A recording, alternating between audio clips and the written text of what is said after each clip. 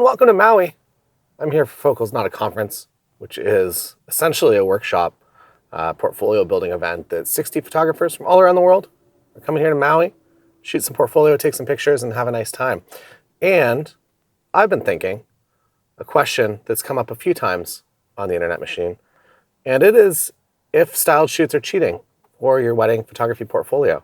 So I thought I would talk a little bit about my thoughts on that today, and hopefully they will give you some clarity if you are considering creating styled shoots or you're considering going to workshops, and how you can implement those into your wedding photography portfolio in order to grow your business faster, but in an ethical and responsible way. All of a sudden, I sound like I'm selling coffee beans. So a wedding photography business, off the start, should not be 100% workshop content or styled shoot content. You do need to build the skills to become the photographer that you say that you are on the website. But if you can't emulate exactly what you're doing and what you're showing to actually book the work, you are going to do a disservice to your clients when they book you and you just can't deliver on it. And in a normal business, like, that's kind of a bummer, and yeah, you'll get some bad reviews and you won't get booked again.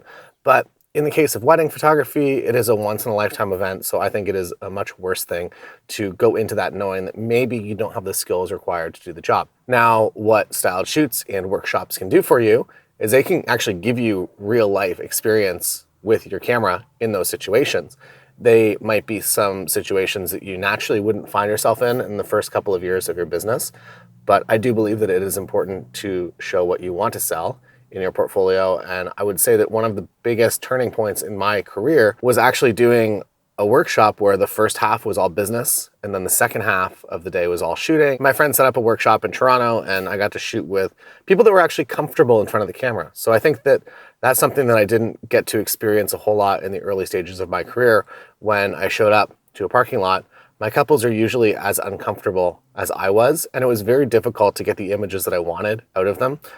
This was also because of my introvertedness and the fact that I didn't really know, maybe lack of confidence as well, that I didn't really know what I wanted to ask for, and I didn't know what my couples wanted to do. And I really wanted to get them to a place that they were just comfortable and happy and normal, but I had no idea how to do that. I was changing lenses every couple of photos to kind of buy me some time to be like, oh, what pose am I going to do next? I hope I got something. And people would just, the experience just wasn't there. When I went to this workshop, all of a sudden, those couples and those fake brides were very comfortable in front of the camera. And while this isn't necessarily the real life experience that I was getting in my business, this was a real life experience working with somebody that was comfortable in front of the camera. So I did learn a lot from that. I also got a lot of really high quality images.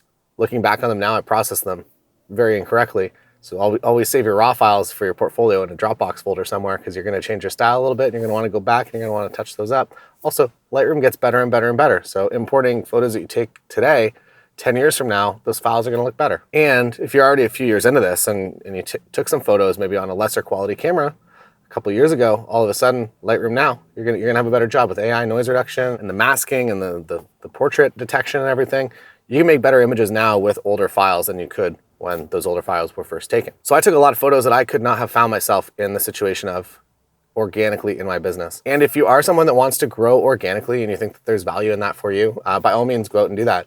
If you want to become more successful more quickly, I do believe that it is incredibly important to build the portfolio that you're just building your dream portfolio and continuing to do that for the rest of your career, myself included. I find a lot of value in coming to these shoots.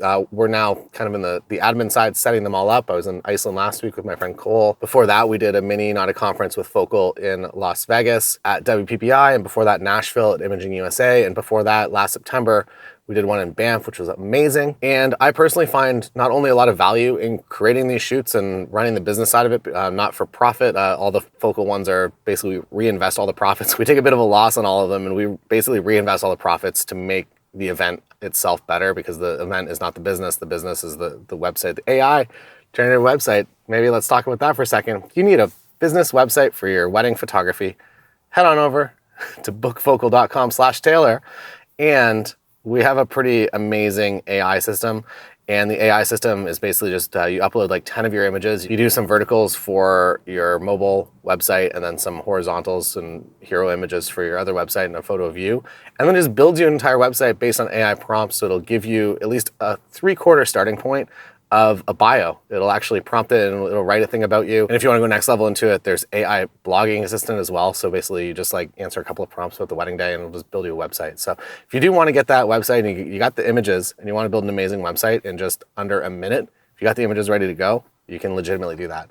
So with Focal and not making money on these Not a Conference events, we have firsthand seen the value of what happened in Banff and how many of the photographers that were there are going on to book a lot of work based on the images there. Not based only on the images there. They've still done other work. They've built businesses in their own communities, but those Banff images really set them apart from their local audience. Now the question is there a number? What percentage of styled shoot workshop images should be allowed in your portfolio? I don't think that there is an official guideline to this. It is at your own discretion. For me personally, I would say maybe 20% would be where I would be the most comfortable. Beyond that, I feel like you're creating a business, you're representing yourself as maybe somebody that you weren't organically. And while there is potential value in that in terms of just rapidly accelerating the growth of your business and finding yourself in those elopement situations rather than organically kind of working through the weddings, the first couple of years of wedding photography, usually not so fun. You find yourself in some really challenging venues and you have to make something beautiful from it. With workshop images, maybe you'll find your way to nicer venues and more beautiful locations a little bit quicker. For me though, if my entire website was all workshop images, I would feel a little bit dishonest with my couples. So this comes down to wherever your threshold is. I would not be going 100% all workshop images, even if it is the beginning of your wedding photography career. What I would be doing to supplement those workshop images would be actually finding real couples and going out and doing shoots with them. And while this is maybe kind of that styled shoot workshop borderline, if you are finding real couples and you're creating those images in a real life environment, I would be pretty comfortable having those in my portfolio and also having a bit of a story to tell on a blog post as well. I feel like from a business standpoint as well, it is very important to get involved in your local community, that if you're just doing these workshops and you're posting images, it's very difficult for anyone to organically come across you. Sure, you can use paid ads and you can find them on Instagram and bring some people in that way, but organic growth is going to be very, very limited in terms of referrals and in terms of just doing work at venues that are going to refer you, or that SEO that you're going to get if you've done a wedding or if you've done a couple session at a local venue.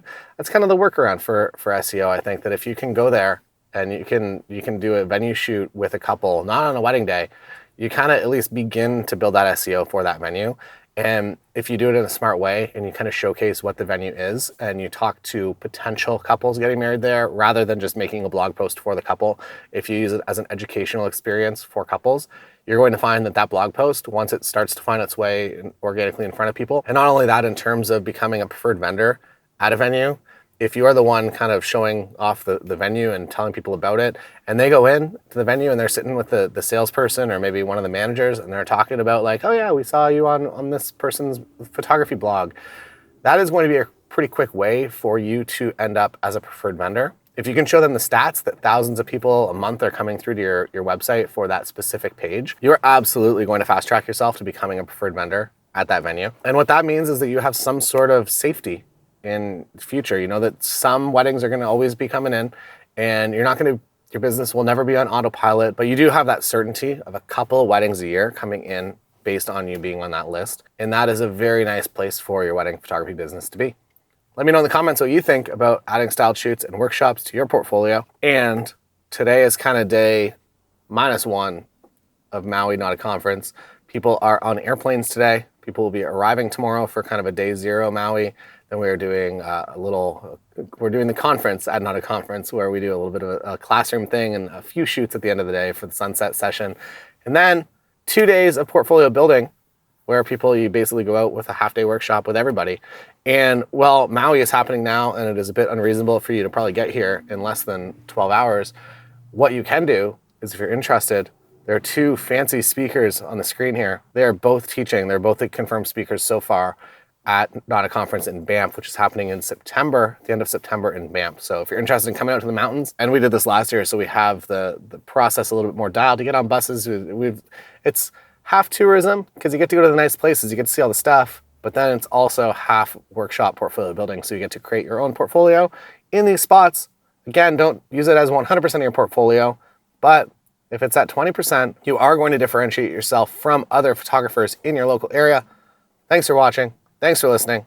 See you again next time. I'm Taylor from the car here in the Target parking lot in Maui, and I will see you again next time.